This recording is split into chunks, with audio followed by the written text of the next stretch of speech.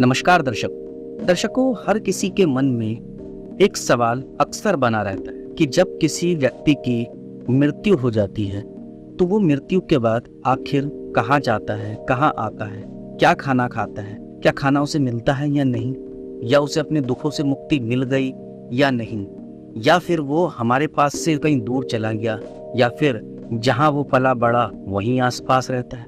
इस तरह के कई सारे सवाल जो है सबके मन में उठते हैं, हमारे आपके सबके मन। अगर किसी के मन में भी मृत्यु के बाद के सवाल उठते हैं कि आखिर उसकी आत्मा कहाँ जाती है, तो उसे गरुड़ पुराण जरूर पढ़नी चाहिए। गरुड़ पुराण में मृत्यु के बाद क्या होता है और आत्मा किस मार्ग से गुजरती है, इन बातों पर वर्णन मिलता है। आज इसी से जुड़ी कुछ बातें मैं आपको बताऊंगा कि आखिर आत्मा वापस धरती पर क्यों लौटती है। गरुड़ पुराण के अनुसार मृत्यु के दरवाजे पर खड़ा व्यक्ति का गला सूखने लगता है, उसकी त्वचा से नमी भी सूखने लग जाती है, उसे अपना शरीर हल्का लगने लगता है और आंखें सुकून की तलाश में बंद होने लगती है। मृत्यु के समीप खड़े व्यक्ति को आवाजें आनी बंद हो जाती है। वो बोलना तो बहुत कुछ चाहता है, लेकिन उसका गला जैसे जामसा हो जाता है। इसके बाद यमराज उसके प्राण खींचने के लिए आते हैं, जो केवल उसी व्यक्ति को दिखाई देते हैं।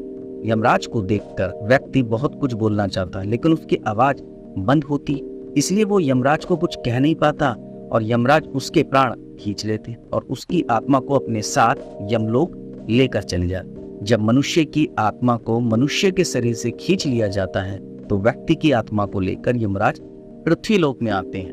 गरुड़ पुराण के अनुसार व्यक्ति की मृत्यु के बाद पापी मनुष्य को 2.5 मुहूर्त यानी 24 घंटे के लिए यमराज धरती पर लेकर आते हैं।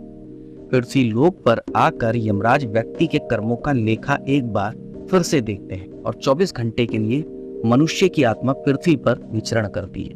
हिंदू धर्म में जो मनुष्य मर जाता है उसकी 13वीं की जाती है। 13 दिनों तक मृतक परिजन जो भी मृत्यु से जुड़े हुए कर्मकांड करते हैं, उससे मृतक व्यक्ति का सूक्ष्म शरीर तैयार होता है। इस सूक्ष्म शरीर में मृतक व्यक्ति की आत्मा बसती है। इस सूक्ष्म शरीर में बसकर मृतक व्यक्ति की आत्मा 13वें दिन यमलोक की यात्रा शुरू करती है। जब मृतक व्यक्ति को सूक्ष्म शरीर मिल जाता है तो वो यमराज के साथ वायु मार्ग से नहीं बल्कि यमलोक जाने के लिए पैदल ही यात्रा करता है। गरुड़ पुराण के अनुसार यमलोक की दूरी 99,000 योजन यानी कि 11,99,988 किलोमीटर है। इतनी लंबी यात्रा करना आसान नहीं होता, बल्कि यमलोक पहुंचने के ये रास्ते कई खतरों से होकर गुजरते हैं। अगर व्यक्ति ने अपने जीवन में कई तरह के गलत काम किए हैं तो फिर उसके लिए ये रास्ते और भी ज्यादा कठिन हो जाते हैं। जब सूक्ष्म शरीर धारण करके मृत व्यक्ति की आत्मा यमलोक पहुंचती है तो उसे यमलोक के 16 नगरों से गुजरना पड़ता है। इन 16 नगरों में किसी भी व्यक्ति को उसके कर्मों के अनुसार ही फल भोगना पड़ता है। अगर किसी व्यक्ति ने जीवन में दूसरों का बुरा करके कामयाबी हासिल की तो उसे इसी के अनुसार सजा दी जाती है।